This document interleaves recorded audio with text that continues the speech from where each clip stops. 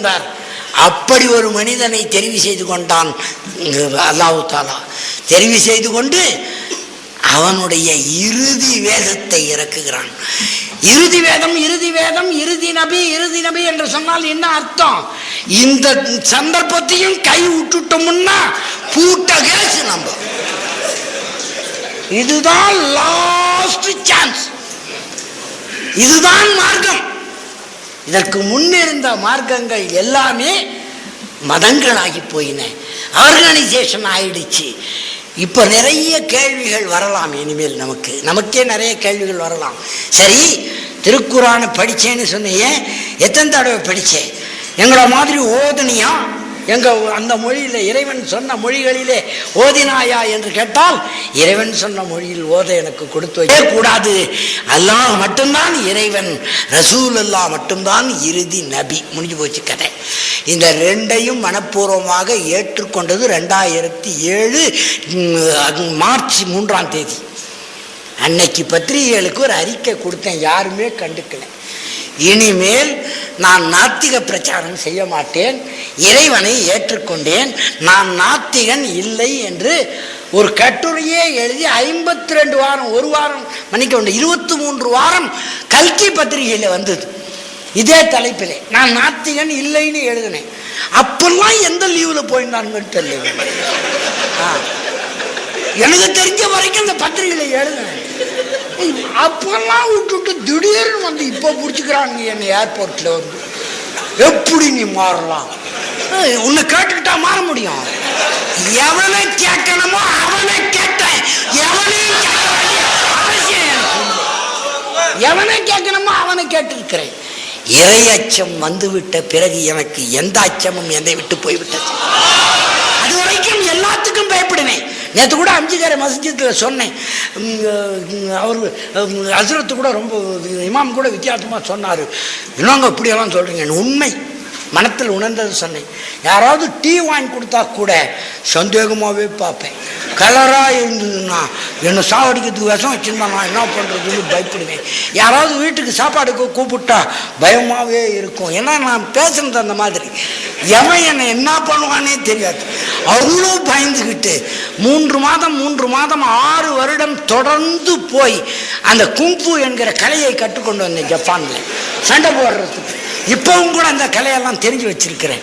என்ன காரணம்னா அப்படி பயந்து பயந்து வாழ்ந்தேன். இப்பொழுதுதான் இறைவனை ஏற்றுக்கொண்ட பிறகு, இறை அச்சம் வந்த பிறகு எந்த அச்சமும் எனக்கு இல்லை. அச்சமே இல்லாமல் உங்களிடத்துல பேசிக் கொண்டிருக்கிறேன். இப்ப இந்த திருக்குரானை படித்து முடித்த பிறகு இந்த கலிமா வந்து விட்டது, ஏற்றுக்கொண்டேன். இதை ஏன் அறிவிக்கல அப்படின்னா, எனக்கு அப்பொழுது ஒரு சந்தேகம் வந்தது. தம்பி திருமாவளவன் போன்றவர்கள் புரிந்து கொள்ள வேண்டும் என்பதற்காக கொஞ்சம் விரிவாகவே பேசுகிறேன். எனக்கு அப்போ ஒரு சந்தேகம் வந்தது.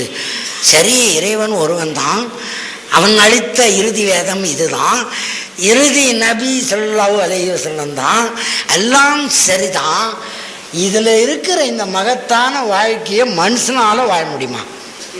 எது திருக்குரான் காட்டுகிற வாழ்க்கையை மனிதனாலே வாழ முடியுமா? நம்மளால வாழ்ந்து காட்ட முடியுமா? தம்பி சொன்னது போல ஜனநாயகம் இருக்கிறது, சமத்துவம் இருக்கிறது, எல்லாம் தான் இருக்கிறது. கூடவே பெரிய பாய் வீட்டிலே பிரியாணி சால்னா இருக்கிறது, சின்ன பாய் வீட்டிலே சிங்கிள் டிக்கே லாட்ரி இருக்கிறது. இது பார்த்துக்கிட்டு தானே இருக்கிறோம். இது இல்லைன்னு மறுக்க முடியாது. இல்லை, பெரிய பாய் வீட்டில பிரியாணி சால்னா, சின்ன பாய் வீட்டில சிங்கிள் டிக்கே லாட்ரி. இறைவன் முன்னாலே அங்கே தொழும்பொழுது வரிசையிலே நின்று தோல் உரைச்சு கொள்வதெல்லாம் சரிதான்.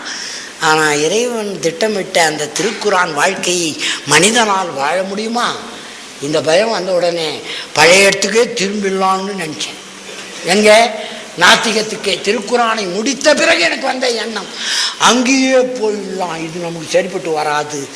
அப்படி சிந்தித்த போது எனக்கு ஒரு பதில் கிடைத்தது. உடனே அன்னைக்கு காலையில் ஐக்கல் எழுதிய ரோட்டு மெக்கா என்கிற பெருமானாரின் வாழ்க்கை வரலாறு நூல் கிடைத்தது, மெக்காவை நோக்கி. அந்த புத்தகத்தை வாய்ப்பு இருக்கிற தோழர்கள் ஆங்கிலத்தில் கட்டாயம் படிங்க. தமிழில் தான் படிப்பேன்னு அடம் பிடிச்சிங்கன்னா இன்ஷா அல்லாஹ் இன்னும் சில நாட்களில் என்னுடைய மொழிபெயர்ப்பு வெளிவரும். ஐக்கியலை படித்தேன். மெக்காவை நோக்கி என்ற புத்தகம் அது, ரோட்டு மெக்கா. ஒரு பக்கமும் சொன்னால் நம்ப கூட மாட்டீங்க, நின்று கொண்டே படித்தேன், உட்கார்றதுக்கு கூட முடியல, அவ்வளவு சுவாரஸ்யமாக அந்த புத்தகம் போய் கொண்டிருந்தது. அதை படித்து முடித்த பிறகு 2.5 நாளில் படித்து முடித்தேன். எனக்கு உடனே தோன்றியதை மனம் பதிவு செய்தது. அதை திருப்பி உங்களுக்கெல்லாம் சகோதரர்களுக்கு சொல்லுகிறேன். இதோ ஒரு அழகிய முன்மாதிரி. திருக்குரானில் இறக்கப்பட்ட அத்தனை வசனங்களையும் வாழ்க்கையில் நடத்தி காட்டிய மாமனிதர் ரசூலுல்லாஹ். அப்போ வாழ்க்கையில் அவரால் பண்ண முடிஞ்சது தானே அது ஒரு மனிதராலே. அவர் பண்ணது இல்லாமல் அதீதுகளை ரஹமத் அறக்கட்டளையில் வெளியிடும்போது என்னை எதுக்கு கூப்பிட்டாங்கன்னே தெரியல. 7வது வால்யூம் வெளியிடும்போது என்னை கூப்பிட்டாங்க. அவர்களுக்கு தெரிந்திருக்க நியாயமில்லை இந்த விஷயம். கூப்பிட்டார்கள், அங்கே போய் பேசிவிட்டு வாங்கி கொண்டு வந்தேன். அந்த அதீதுகள் 7 வால்யூமும் படித்த போது தான் எனக்கு புரிந்தது, திருக்குரான் நமக்கு சொல்ல வேண்டிய எல்லாவற்றையும் சொல்லி வழி நடத்துகிறது. ரசூலுல்லாஹ் பெருமானாருடைய வாழ்க்கை மனிதனாலே திருக்குரானை வாழ முடியும் என்று காட்டுகிறது. எல்லாவற்றுக்கும் மேலாய் ஹதீதுகள் அவரை சுற்றி இருந்த ரசூலுல்லாஹ் நபிகள் நாயகம் ஸல்லல்லாஹு அலைஹி வஸல்லத்தை சுற்றி இருந்த தோழர்களை, அவர்கள் கருத்துக்களை, அவரை பற்றி அவர்களின் கருத்துக்களை பதிவு செய்திருக்கிறது. இந்த பெரியார்தாசனியே இவ்வளோ தூத்துறாங்களே, ஒன்றும் பண்ணல. நான் சும்மா நான் பாட்டுக்கு கிடக்கிறேன். என்னால் என்ன ஆபத்து வந்துடும் இந்த தமிழ்நாட்டுக்கு? இதுக்கே இப்படி பயப்படுறாங்களே. அரபு உலகமே கதி கலங்கி போகிற ஒரு புதிய வாழ்முறையை நடத்தி காட்டியவர் அல்லவா ரசூலுல்லாஹ். சும்மாவா விட்டுருப்பாங்க?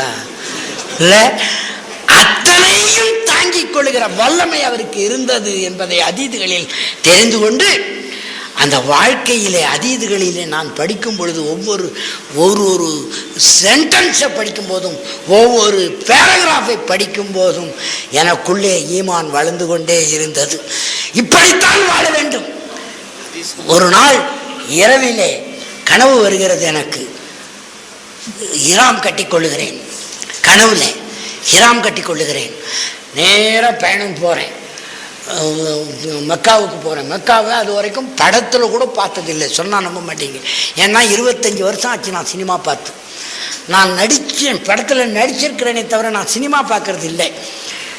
இந்த டிவி ஷோவெல்லாம் பார்க்கறது இல்லை. இந்த மெகா தொடர் ககா தொடரெல்லாம் பார்க்கறது இல்லை. ஏன் பார்க்கறது இல்லைன்னா அதுக்கெல்லாம் எனக்கு தனிப்பட்ட காரணங்கள் இருக்கிறது. ஏனென்றால் நான் ஒரு மனோதத்துவ நிபுணன். பார்க்கத்தகாததை பார்த்து மனம் சிதைந்து விடக்கூடாது என்பதற்காக பார்ப்பதில்லை. கேட்கத்தகாததை கேட்டு மனம் சிதைந்து விடக்கூடாது என்பதற்காக கேட்பதில்லை. 25 வருஷமாக பார்க்கறது இல்லை. அதனால எனக்கு அந்த சினிமாலாம் தெரியாது. இப்போது படத்தில் கூட நான் பார்த்தது இல்லைங்க மெக்காவை. ஆனால் கனவிலே வருகிறது. துருக்கியர் வசம் இருந்து சவுதியர்களிடத்திலே வருகிற மெக்கா